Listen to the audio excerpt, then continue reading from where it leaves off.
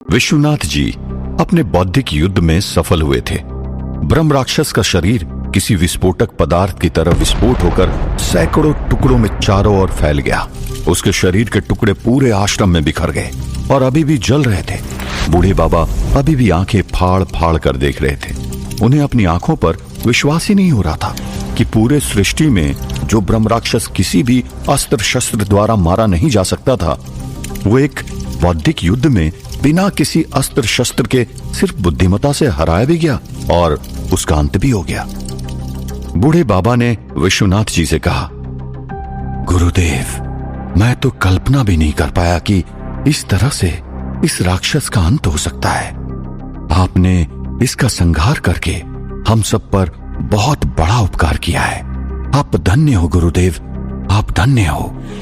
विश्वनाथ जी ने कहा, मैंने इसका वध नहीं किया वत्स, इसका अंत इसके अहंकार ने किया है। इसी अहंकार के कारण ये ब्राह्मण से ब्रह्म राक्षस बना और इसी अहंकार के कारण आज इसका अंत भी हुआ। इतिहास साक्षी है कि बिना पात्रता के ज्ञान और शक्ति के आ जाने से केवल अहंकार का ही जन्म होता है।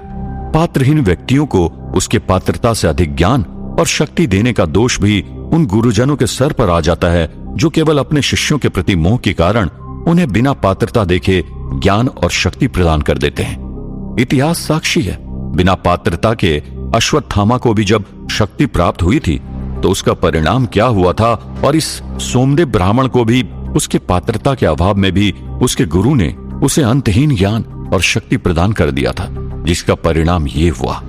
ये सुनकर बूढ़े बाबा एक गहरी सोच में पड़ गए। तब विश्वनाथ जी ने कहा, खैर, मैंने तुम्हें बताया था ना कि मेरी इस देह को छोड़कर जाने का समय अब आ गया है, लेकिन मैं सिर्फ कुछ वस्तुओं के घटित होने की राह देख रहा हूं। बूढ़े बाबा ने सर हिलाकर कहा, जी गुरुदेव। विश्वनाथ जी ने कहा, उन वस्तुओं में से आज एक पूरा हो चुका है। ब्रह्म राक्षस के अर्थ के साथ दो कारणों में से एक कारण पूरा हो गया है। बस अब एक घटना के घटित होने का इंतजार है और उसके बाद मेरा इस धरती पर रहने का उद्देश्य पूरा हो जाएगा और उसके बाद मैं अपने इस देह को त्याग दूंगा। ये सुनकर बूढ़े बाबा की आंखें नम हो गई। उन्होंने सर झुकाकर अपने गुरुदेव को वंदन किया। उस तरफ उस राक्षस के अंत के बाद गांव के लोगों ने उस पेड़ पर चढ़कर गौरी और सिद्धार्थ को आजाद करवाया और उन्हें नीचे उतारा। उस राक्षस के मरते ही गुफा के द्वार पर उसने देखा उसके द्वारा फेंका हुआ पेड़, जो हिल भी नहीं पा रहा था, वो एकाएक वहां से हट गया और मोतीबाई, सरपंच काका, मोहन और बाकी के गांव वाले भी तुरंत उस गुफा के बाहर आ गए। बाहर आने के बाद सभी ने सिद्धार्थ और गौरी को बूढ़े बाबा के बारे में पूछा। तो फिर सिद्धार्थ ने भावुक होकर कहा, हमें वहां पर पहुंचने में देरी होगी मोतीबाई। हम वहां पर पहुंचे उससे पहले ही ब्रह्म राक्षस बूढ़े बाबा को उठाकर अपने साथ लेकर गया था, गौरी ने रोते हुए कहा। और वहां पर बूढ़े बाबा का खून भी पड़ा हुआ था। ये सुनकर मोतीबाई, सरपंच काका और बाकी के गांव वाले सब बूढ़े बाबा के लिए परेशान हो गए। मोतीबाई और सरपंच काका के आंखों में पानी आ गया। मोतीबाई ने कहा, बूढ़े बाबा ने कुछ ना हो सके से, वो ठीक ही होंगे। सिद्धार्थ ने कहा, मेरा दिल भी यही कह रहा है कि वो ठीक ही होंगे, लेकिन ब्रह्म राक्षस की शक्ति के सामने बूढ़े बाबा भी नहीं टिक पाए थे। ये तो हमने भी उस दिन देखा था। भगवान करे बूढ़े बाबा सलामत हो। तभी सरपंच काका ने पूछा, लेकिन हम अब यहां से गांव किस तरह जाएंगे?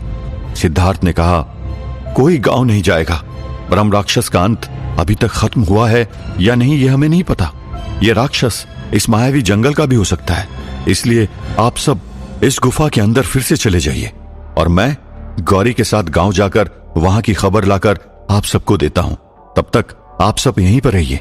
यक्ष का दिया हुआ जादुई डिब्बा और बोतल दोनों आपके पास ही है। उसमें से सबको खाना खिलाइए और सबकी प्यास बुझाइए।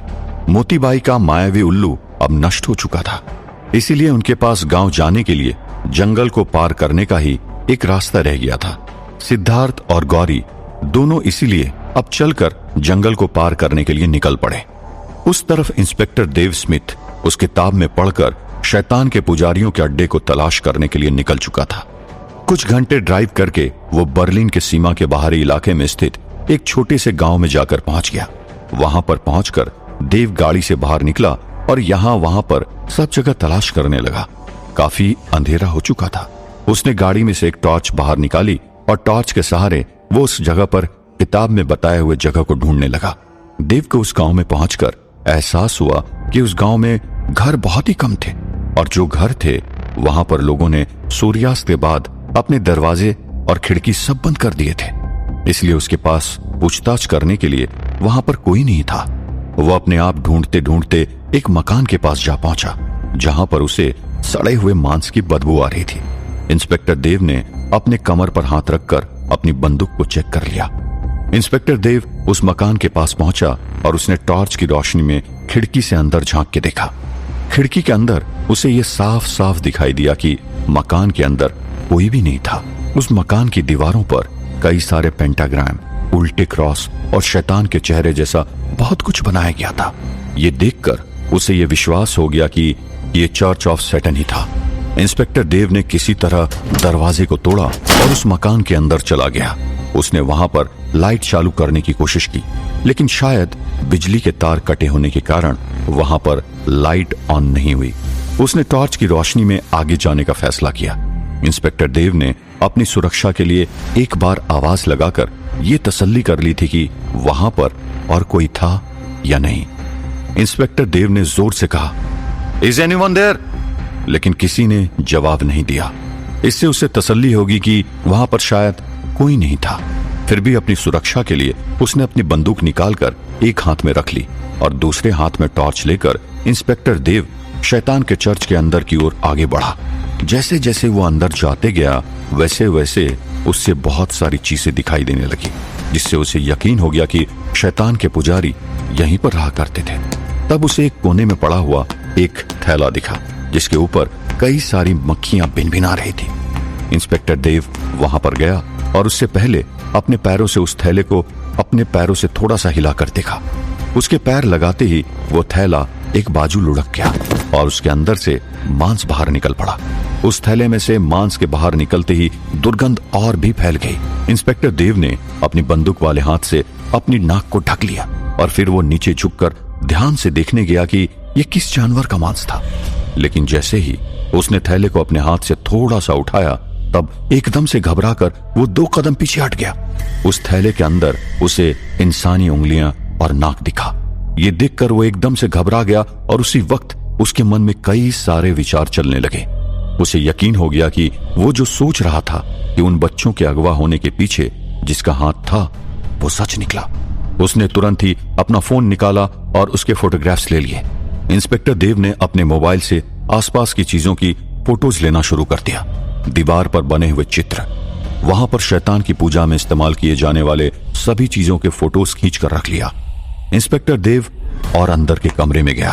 तब अचानक उसे पीछे से किसी के कदमों की आवाज आई। उसे लगा कि दरवाजे से कोई अंदर आया था।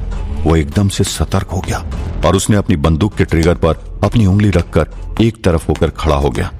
उसे ये पता था कि अगर वहां पर कोई शैतान का पुजारी निकला तो उसकी जान खतरे में थी। कदमों की आवाज धीरे धीरे उसकी तरफ बढ़ने लगी। इंस्पेक्टर देव की सांसें तेज हो गई। वो जाकर तुरंत ही एक अलमारी के पीछे जाकर छुप गया। तभी कदमों की आवाज सीधे उस कमरे की ओर और आगे बढ़ने लगी। धीरे धीरे उसे महसूस हुआ कि जो भी वहां पर आया था वो उस कमरे के दरवाजे तक पहुंच गया था। उसने अलमारी के पीछे से एक छोटे से छेद में से देखने की कोशिश की, लेकिन अंधेरे में उसे कुछ साफ साफ दिखाई नहीं दिया। तभी उसे एक लंबे बिखरे हुए बालों वाला कोई तो कमरे के अंदर दाखिल होते हुए नजर आया। उस व्यक्ति की सांसों की आवाज उस कमरे में गूंजने लगी थी। इंस्पेक्टर देव की दिल की धड़कन तेज हो गई। उसे इस बात का डर लग रहा था कि कहीं वो पकड़ा गया तो उसे तुरंत ही मार दिया जाएगा। उसे भी पता था कि उसके पास बंदूक होने का कोई फायदा नहीं होने वाला, क्योंकि शैतान के पुजारियों के पास कई सारी शैतानियां शक्तियां होती है। और तो और उसके मन में यह ख्याल भी चलने लगी कि कहीं वो पकड़ा गया तो उसके द्वारा ये शैतानी शक्तियां उसके घर तक ना पहुंच जाए, क्योंकि उसके घर पर उसकी बूढ़ी माँ अकेले रहती थी और उसे अपनी माँ की बहुत फिक्र थी। तभी अचानक उसने देखा कि वहां पर जो अंदर आया था वो फिर से लौटकर बाहर की तरफ जा रहा था। ये देखकर उसने थोड़ी चैन की सांस ली। इंस्पेक्टर देव को लगा कि वो अब बच जाएगा, लेकिन उसी वक्त बदनसीबी से उसके मोबाइल की घंटी बजी। तुरंत ही हड़बड़ाहट में उसके हाथ से फोन नीचे गिर गया और फोन की घंटी बजती रही। वो फोन नीचे झुककर उठाने जाए, उससे पहले तुरंत ही किसी ने उसके सर के बाल पकड़ लिए और उसे एकदम जोर से बाहर की तरफ खींचा। इंस्पेक्टर देव डर के मारे जोर से चिल्लाया। आखिर कौन था वहां पर जिसने इंस्पेक्टर देव को पकड़ लिया था? क्या इंस्पेक्टर देव किसी बहुत बड़े खतरे में था? क्या उस मायावी जंगल को चलकर पार करने का सिद्धार्थ और गौरी का फैसला ठीक था? ब्रह्म राक्षस के मर जाने पर शैतान अब क्या करने वाला था?